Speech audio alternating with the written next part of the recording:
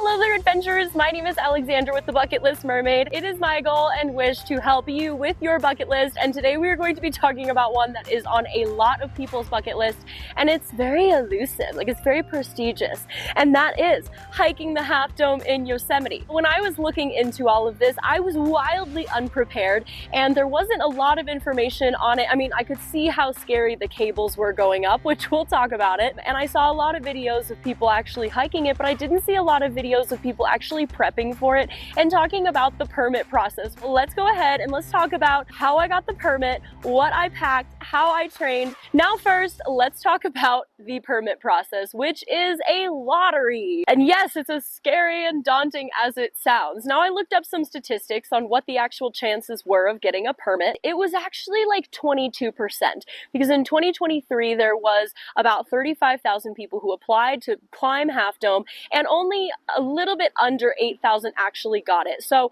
my hopes for actually getting a permit to hike this was not too high. And if you actually hike without a permit, they take that very seriously. You could be fined thousands of dollars, and you could also actually end up getting some jail time. So would 10 out of 10 not recommend doing it without a permit. I did see a lot of people that just took their chances and didn't do it without a permit. Now that's bucket list dedication. I don't know if I would do that for a bucket list item. Stay legal, folks. You can get a permit one of two ways, one of which is through the pre-season lottery, and that's where you go on about March-ish area, and then again you just start to bid on when you start to go. I would definitely recommend this if you are coming here to hike Half Dome. They only allow a certain amount of people up there per day. A section of those go to backcountry permits of people staying at Little Yosemite. But if you miss the pre-season lottery, do not panic. That's what I did, because again, I just thrive on chaos and I don't plan anything. They also have spots that are allocated for the daily lottery, and those are ones that just come from cancellations or just various other reasons, and they just have an allocated amount of spots for daily. So in order to do the daily lottery, here's what I would do every single day. I would wake up every morning.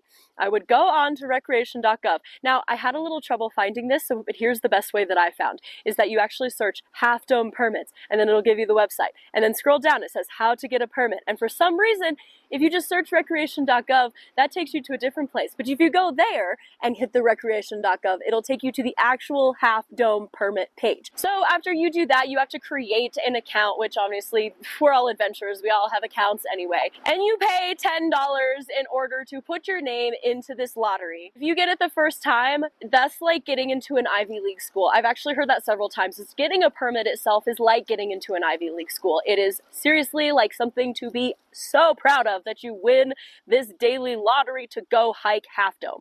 Now, when you do sit down and do this, it is for 2 days in advance. So for example, if I wanted to hike Monday, I would apply on Saturday. Results would be out pretty much by 4 p.m. I never had any result that was past 5. I got rejected a lot. And keep in mind that this is $10 each time you enter the lottery. So that's something that I was not prepared for, is hiking Half Dome is expensive. Now, I talked to several people about this and they were kind of outraged, myself included. Just spending $10 a day every single day just for a rejection was painful, painful, painful. And knowing that it was just pure luck that I would get rejected or accepted was painful. So keep that in mind, that trying to get a permit is kind of disheartening at times. However, obviously I did it. I got one. I'm gonna be honest, getting a permit was probably harder than the hike itself. Or not. Probably not. That hike was really hard. Let's talk about how to train, because if you want to know my actual stats, I ended up going just a little bit over 17 miles. I ended up taking the Mist Trail up and the John Muir Trail down. It was about 8.3 miles up to the summit, including the cables and the subdome hike. Now I'm gonna be honest, this is brutal, because you're going at an uphill for probably like 4 to 6 hours, depending on how fast you go, and you're tired. It was so funny. I was actually using All Trails, and they have these little points where you can learn about it, and I clicked on the point for the cables and it said, now is the time that you will learn if you trained hard enough for this hike. And that is 100% true. Those cables require all of your focus, all of your mental attention, all of your physical energy of you literally just climbing up, just giving it your all. But once you're at the top, oh, the sweet reward, and then you have to go down 5,200 feet for another 5 hours. With that being said, I'm going to go purely off of where my body absolutely hurts right now, because I'm just coming off of this hike. My quads, my calves, and maybe a little bit of my back muscles just because you are pulling yourself on those cables, but really it's just legs. So I would do the squats, stair stepper, maybe climb a little bit just so that you are very, very prepared. And also important, I would do some long endurance hikes before this. Before this, I was at Great Basin National Park. I was also in Arches National Park. So I did like a 10-mile in Arches, and then I did a 9-mile in Great Basin. So I started doing these long endurance hikes. Was it like 17? No. So if I were to change it, I think I would do more in a day just to really prepare my body for that hike. And it was also hard because with Arches, there's not really elevation, but there is elevation here. So maybe try to do some long endurance hikes over some elevation just to get you prepared. If you are in Colorado, because I am a Colorado local, I would 100% recommend just doing a bunch of 14ers. I think that would do the trick. I didn't train a ton for it, and I was still okay, but I was very tired by the end. So I do think that you have to be realistic with yourself, and you have to think, you know, am I above fitness level? I mean, I don't think you need to be this crazy athlete in order to do it. And I saw all walks of life on this trail. So I do think that it is doable. However, if you want to have a good experience, I would recommend training beforehand. And now the fun part, let's go into what I actually packed. Now, just for some information, I did do this solo, and it was commented on a lot that I was doing it solo. Solo female hiking, crazy hikes like this, very, very empowering. I would expect to feel very empowered, but here's all the things. I do have to say that I wish I would have packed less, and especially for the cables, just because it's hard to have that extra weight when you are pulling yourself up on those cables. However, these are the things that I brought. I'm going to be going through what I brought, what I wish I would have brought, and what I wish I would have left at home, and also the essentials. So let's get started. Now, starting off strong, I would 100% recommend bringing a Camelback. Now, they do recommend that you have a minimum of 4 liters of water. Now, with this Camelback, I actually do have the bladder down at the bottom. I've just found that this for women specifically is just better because it puts more of the load on my hips rather than my back.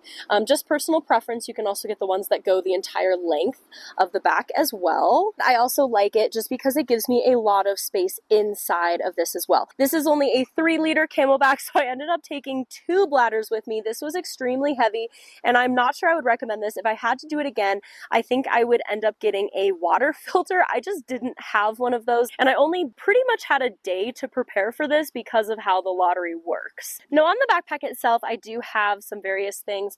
I have a whistle, I have some hand sanitizer, and then I also have this little alarm thing. And then also, I don't have it on here, but I also had some bear spray or some mace that I kept in my pocket for the first part of the hike. Now, just going on the things that you for sure need, I ended up printing out my permit. I just wanted to make sure that I had everything all printed out. And it also had me bring my driver's license as well. Other things that I had that were pretty nice, I had some layers that I could take off and put around my waist. I had some Kleenexes just because I have allergies. Just hiking with a runny nose is the worst thing ever. I also ended up getting this. This is just a small little first aid kit. I think it might be a little overkill, and I ended up taking all of this out and just putting it in and leaving the box, but it's nice that the box is still there. But just in case of emergencies, this is very nice. And another thing, I brought wet wipes, and I will let you use your imagination for what this is for. The average time it takes to do this trail is about 10 to 12 hours, maybe a little bit more if you're stopping at the top. You might need to use the bathroom. With it, I just took a plastic bag so that I am leaving no trace, and I can pack all of these Huggies and everything out. Headlamps, I would recommend these because you are most likely either going to be doing this early in the morning, or you are going to be still hiking when it is dark. But this one I especially like just because if you hold it, it has a red light. So the night that I was there, it actually was a new moon. So I could kind of do a little starlight hike with this and it wouldn't disrupt my night vision. I saw a lot of people with red light headlamps.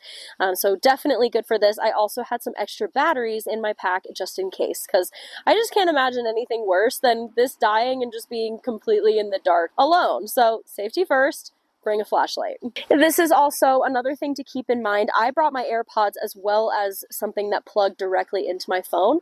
And this is because by the end of the trip, my AirPods actually died. So keep that in mind that you might need this. Now, with that being said, I don't have it directly with me, but I actually ended up bringing 2 portable chargers.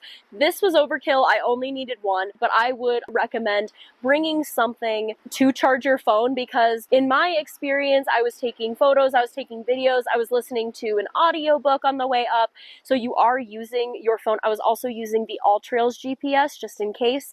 And my phone was pretty much dead by the time I reached the summit. I know it can be a little heavy, so maybe try to bring a lightweight one just to keep down on weight. It's going along with just some personal items just that I prefer to hike with. I prefer to hike with some eye drops just because I do wear contacts and a hike that long, my eyes do get tired. I also do have asthma, making sure that I do have a rescue inhaler. If I can do this with asthma, so can you. So there you go. Just some hair ties I have in here. Another thing that really helped me that wasn't actually my idea, but this was my mother's idea. Of course, my mother comes up with the best ideas. So I ended up bringing a Tylenol and caffeine pills. I took the caffeine pills right before the hike and then also on the summit. And then I also took Tylenol once I was on the summit, no matter what I was feeling. And this really helped for the descent because once you start descending off of the summit, you have to go back down the cables and it's very strenuous. Your adrenaline runs out, your legs are exhausted because you just hiked up a mountain for 8.3 miles. Downhill is a mental game, and I think that these really helped me get through the downhill section of this hike. And of course, I brought some extra contacts because, you know, I need to see. A chapstick. And then this is actually an air tag, and this was so that people could actually track where I was, and just in case I did fall or I got lost or anything like that, worst case scenario, I would have a way to be tracked. And this is where I'm also going to recommend that you get at least the free trial of All Trails Plus. All Trails is a hiking app where you can download an offline map. And what I really liked about this is you can actually do a live share. So I sent a link to a bunch of different people, you know, who wanted to track my progress. And it was kind of fun. They could like congratulate me and, you know, give me encouragement and all that stuff. But they could actually track where I was at all times during the hike. And it was so fun because I actually got a text. Don't ask me how I got service, but I actually got a text from my grandma exactly when I summited Half Dome. And she said, "Oh my gosh, congratulations for summiting," like exactly as I was. So it was really nice. And there was a couple times where I would check it just to make sure that I was on the right path. Again, I did the Mist Trail up and then the John Muir down. So I made this decision all because of All Trails. And I actually had a couple hikers stop me on the way and be like, "Where am I? Please help me." At least doing the free trial just while you're doing your hike, just for safety purposes here. So just continuing on, and this is what my bladder looks like. Again, I took 2 of these. It was very heavy. It was very uncomfortable. I started feeling the weight of the backpack about 3/4 of the way up, so keep that in mind. However, once I started drinking the water, it obviously got lighter and lighter as the day went on. Even though it was heavy and it was annoying, I still was very happy for the water. I ended up going through about 4.5 liters. Now let's talk about these. Do you need them? Do you not need them? These are hiking poles, and I would say 200%. Bring 2. I used them the entire way up, the entire way down. Even if you don't use them the entire time, when I would recommend these is on the subdome going down, because those stairs are very steep and they have no railings, and if you fall, you would be dealing with some serious consequences. And I saw some people going down without poles and they just were struggling. They were sitting on their butt, they were scooting, but the people with poles were doing a lot better, including myself. Another thing, if you have room, that I ended up bringing that I used the entire time was these gloves right here.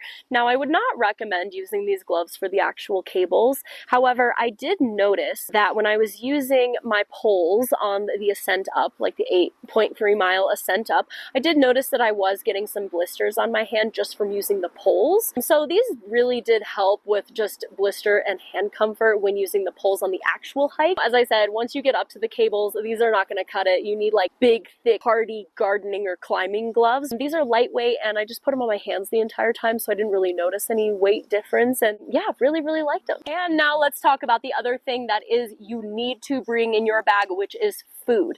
Most of the time when people get hurt on Half Dome and need to be evacuated or whatever, it's because they are dehydrated and they are starving. You are burning so many calories. According to Yosemite, the average person burns about 3,000 to 5,000 calories on this trek, which means you need to eat. So I ended up getting like these meat sticks, some beef jerky, and then I also personally love to hike with yogurt covered raisins. Like, don't ask me why, that's just my thing. I just love them. Like, they're just so sweet, but they're not too sweet, and they raise my blood sugar very well on hikes. Now that brings me to my next point, how I prepped the day before. Now, as I said, with this lottery system, I only had about a day to prep for this. So on the day before, I ended up carb loading as much as I possibly could. I ate a bunch of little sausages the day before. I ate spaghetti for that dinner. And even when I was full, I just kept going maybe a little bit past my normal fullness level. And I just drank a ton of water all day long, just consistently water, water, water. And honestly, this was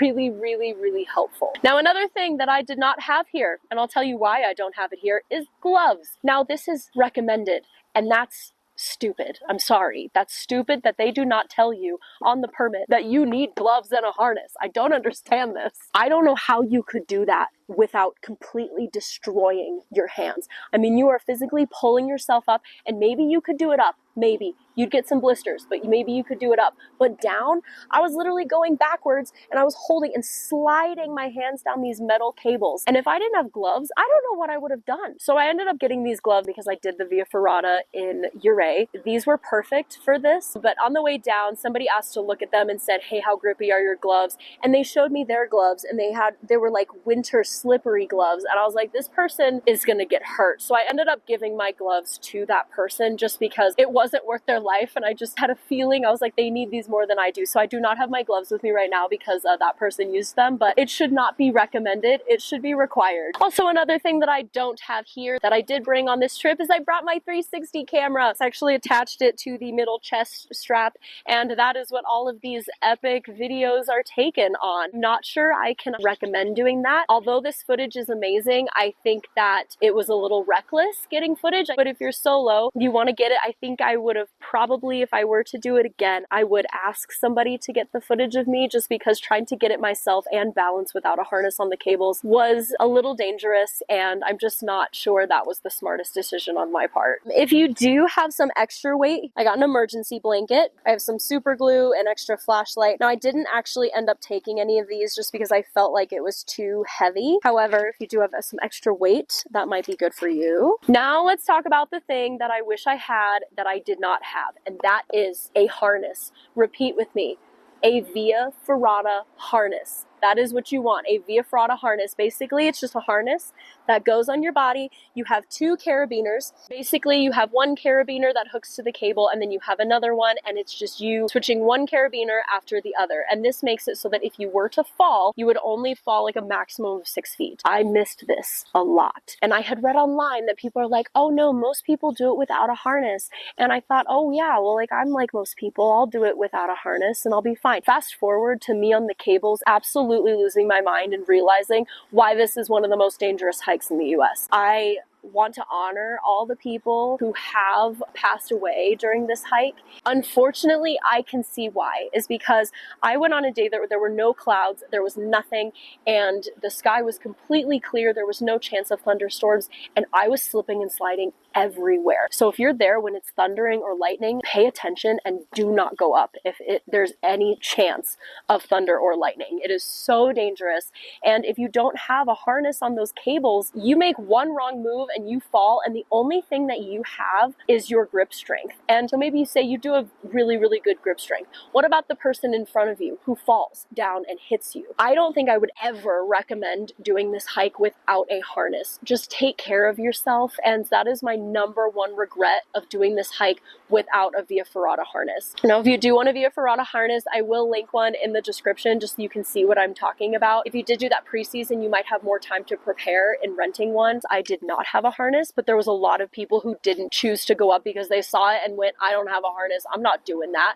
And they were probably smarter than I was. However, here we are. I did make it. I went very, very slow, but it was very strenuous, and it was very nerve-wracking to know that if I fell, that was it. Now let's just talk about some tips for hiking. Number one, start early. And when I say early, I mean 3 or 4 in the morning. Trust me on this, it gets hot here. And doing that hike when it's hot, like me coming down, it was hot and I couldn't even imagine going up during that time. I know most people start around like 5 and it's just too much. And plus, that means that you get to the cables faster, and the less people you have on those cables when you're ascending and descending, the better. I ended up starting about 3:30, ended up summiting around 9:30. I stayed a while up there, and I am really glad that I did, because when I was coming back down, there was more people there. It was 11 o'clock. People who had started at the recommended time were already there, and there was just so many people up there. Now, number 2, go slow. I know that you want to get up to the cables. I did too. I was really antsing for it. I was like, oh,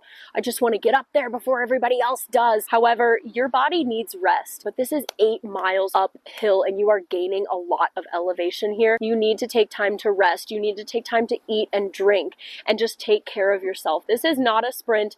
It is truly a marathon. Number 3, do not feel any shame in turning around. I say this because, as I said, we've talked about, unfortunately, the people who have given their lives to Half Dome. When I was talking to the rangers, they said that the majority of the accidents that happen here are because people are too stubborn to know and listen to their body when they need to turn around. This is mostly for the cables and subdome. First of all, as I said, they warn you about this up the wazoo, but if there's any chance of it being slippery, that granite that you are walking on is so slick. The lightning is also really, really dangerous. And also you could be tired. I mean, hiking for over 8 miles uphill is enough to make anybody tired, let alone push yourself even further to get up to the cables. And I'm gonna be honest, I saw this a lot. When I was up there was a lot of fighting going on because you did the subdome, and most people did make it up subdome. It's a little sketchy, but it's doable. And then you get up to subdome and you look at the cables, it's just this universal panic when you see the cables. I thought to myself, I said, surely these cables are worse in pictures. Like, you know, they use photo tricks to make it seem like it's steeper than it is. No, it is way worse than in the photos. And this was basically the collective opinion over everybody, because half of the group said, absolutely not. I don't feel comfortable doing that. And then the other half said, we just hiked 8 miles, climbed for 6 hours up here, and you're not even going to do it. And we got the permit, and it's statistically impossible to get the permit, and you're going to quit right here. And people were like, no, I don't want to do it. So I think that there is a lot of courage in doing the cables, and there's a lot of courage in actually summiting and going to the top of Half Dome, but there's also a tremendous amount of courage in looking in that and knowing your physical and mental limitations and knowing that it's not safe for you. So I think that there's courage in doing both of those, and I think it's okay to know your limitations and to stay safe. And then let's just talk a little bit of what to do afterwards. I am on day 2. My body is still a little sore, but it is definitely not as sore as it was. I would recommend putting your feet up, maybe icing some joints. For me, my hips really hurt on this one. Not really my knees or my ankle, but yeah, my hips were struggling a little bit. And just relax. I know that you want to go do everything, but this is a massive hike and it's a massive physical achievement. So I would just make sure that you are really, really taking care of and nourishing your body afterwards. Maybe eat a little bit more calories than you are normally, just to replenish all the ones that you've burned, and just give yourself some self-love and also some sense of accomplishment, and just be kind to yourself and your body. You only get one. You might as well be kind to it. At least I'm trying that philosophy. Send a picture of the cables to everybody you know and say, I did this. They'll be like, what? That is it for my Half Dome prep as a solo female hiker. Let me know in the comments if you think that I forgot anything, or if you have anything to add. If you have climbed Half Dome, please comment, because I want to know and I want to acknowledge your achievement, because this is truly an achievement. Thank you so much for watching. If you did enjoy this video, or this video was helpful to you, don't forget to hit that subscribe button so that I can keep bringing you free adventurous content. Thank you guys so much for watching, and keep adventuring.